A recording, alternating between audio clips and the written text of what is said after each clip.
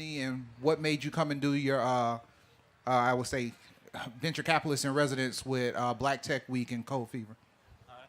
So, Marlon Nichols, born in Jamaica, grew up mostly in New York. Um, Undergrad in Boston, business school at Cornell, worked at Intel Capital, leading investments for like 5 years. And 2 years ago, started a new venture fund called Cross Culture Ventures.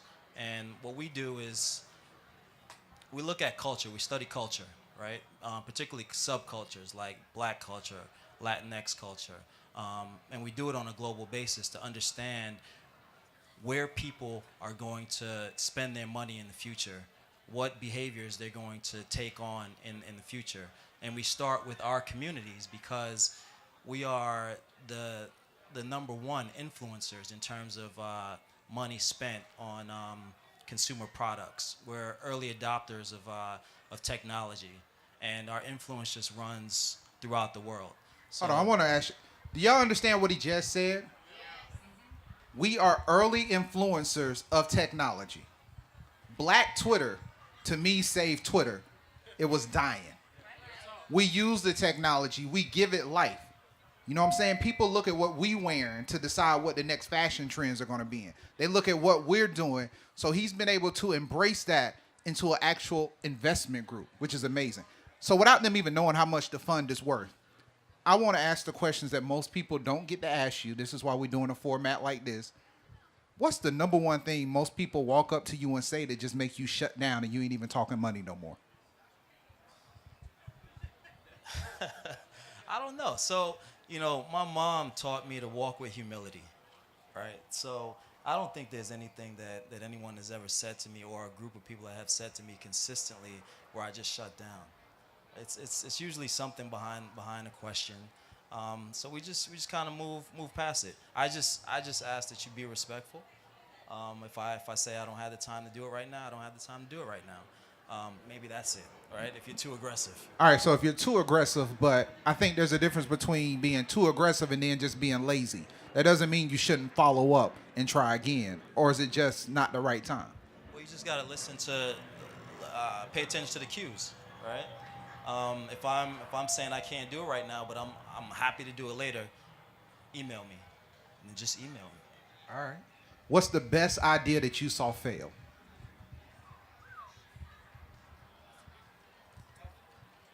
It ain't supposed to be easy. I want y'all to learn. I only get to ask him 6 good questions. This man worth money. I had to call his assistant to get him here. I'm trying to get my information in. Let's go. So I don't know if it was the best idea that I've ever heard, but when I was with Intel Capital, I led this deal in a company that was creating Smart Cup. So essentially, this cup was supposed to, you pour liquid into it, and it would tell you what's inside, right? So I pour a can of Coca-Cola in there. It would tell me how much, I don't know, how much sugar's in there, how many calories are in there, or whatever, right? And then it all came back to an app, so you can kind of figure out, how you stay on your diet, how do you eat better, how do you take care of your body. I thought it was a great idea. I did the investment. I probably didn't do as much diligence into it as I should have. At the end of the day, the product never shipped. They shipped a derivative of the product, which actually sold quite a bit. But that product hasn't seen the light of day yet. I'm still waiting for it to happen. Okay. I'm on question number 3. Number 3 would be, when you look at a deal or when you look at a proposal, what do you think are some of the top things most startups are missing that make you not interested in investing into them? So the one idea that I hate about our people, right? Oh, I want to create Major key. Take notes. He said, "Our people." It's about to happen right now. I want to create the Uber for black people, or I want to create the Facebook for black people. Look, those platforms have already been created, right? And black people happen to use them. Just black people probably the first people to use it. there you go. Think about. I know Uber's going through a lot of stuff right now, but think about when they first started. And I grew up in New York, and I lived in Harlem, and I remember being in like Midtown and trying to get a taxi from Midtown at like midnight, 2 a.m. to go back to Harlem. Almost impossible. Yeah, that ain't happening. You trying Uber, to go where? No, I'm good. Uber, Lyft, and ride sharing, they solve that problem for people like me, right? So a lot of the users of this stuff are us. So to say that you're gonna go create the black version of that just doesn't make sense. There's so many challenges in our communities that could represent billion-dollar opportunities. Go figure out what those are. What pains your grandmother every day, right? What can you come up with that relieves that pain? Because there are millions of your grandmother out there. Like go figure that out. So, and I guess that was actually you answer my next question. It's more so chase a passion, trace a pain point, or chase money. Which one is going to be the best opportunity to present to you? Chase a pain point that you're passionate about, right? Because if you pick something that you have, so I'm all about creating unfair advantages, right? So what is it about you that makes you so special, so unique, that you can go after this challenge here and you can solve it in a way that nobody else will, right? That's actually knowing a situation inside and out and being the right person to tackle it. And then if you got to it because of either you've been working at it or tangentially around it for a number of years, or family members experienced it, or you've experienced it, then you have a level of passion. So I mean, it's no secret, or maybe it is. Startups are really, really hard, right?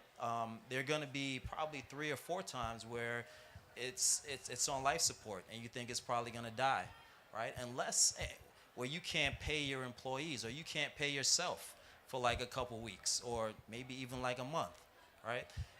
If you're not passionate about this thing that you're going after, if there's not something like deeply rooted in you that says, I need to win at this thing, you're gonna quit. And I'm not in the business of investing in quitters, right? So you got to be uniquely qualified, and you got to be seriously passionate about it. If you could take one company with its assets, services, and you had unlimited resources, one company that you can take and rebuild it from the ground up, what company would that be and why? I'm not in that business. Ooh, okay. That was short. Might have to add another question. So, Marlon, I really, I just want to ask you, out of all of these questions, it's very general, but what made you decide that Miami was the city that you would take this leap of faith of doing your venture, venture in residence? What made you pick Miami?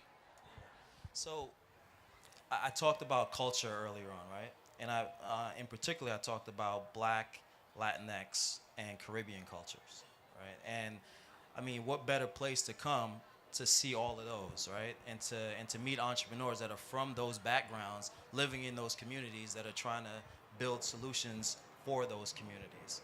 I'm trying to learn, right? I want to figure out what's the next big thing, right?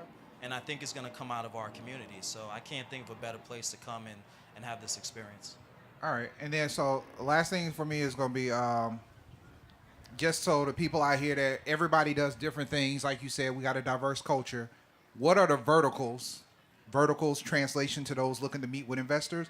Verticals are things that an investor is actually interested in, puts his money into.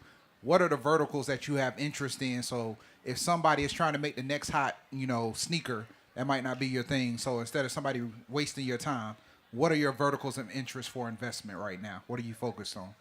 So we're generalists, right? So if you look at our portfolio, we have a mobile platform that helps Black hairstylists sell hair weave. Right? Maven? Maven. Yes. Deshaun's gonna be here later this month too, so come by and see him when he talks. Hair weave at wholesale direct. Billions of dollars, by the way. $9 billion market, and he owns it right now. We've He's a got black guy. another company, Thrive Market, that's an online grocer, essentially. Basically, Whole Foods at 40 to 50%, the price tag that you see in a Whole Foods is the exact same products. No storefront. We've got, later on this week, Chris Bennett's going to be here from One Preschool, and this is the Airbnb of early childhood care. So we are, I did artificial intelligence company that helps brands sell products, right, through text messaging. So we're like all over the place. Gotcha. We're literally generalists. So what I'm looking for is, like I said, that breakout idea that makes sense based on what I'm learning about global culture. Craft beer or craft cocktail? Craft cocktail. Craft cocktail? Yes. What you drinking? Tonight, probably an old fashioned. Okay, so there's your intro to Marlon. Buy this man an old fashioned. Meet him at the bar. Marlon, thank you for your time and thank you for being here. We really appreciate you, man. All right, guys, that's it for tonight. No more knowledge unless you're talking to these geniuses that came up, and I'm not one of them. I'm just a host. But we want to thank you guys again for coming out for Tech Beats and Bytes.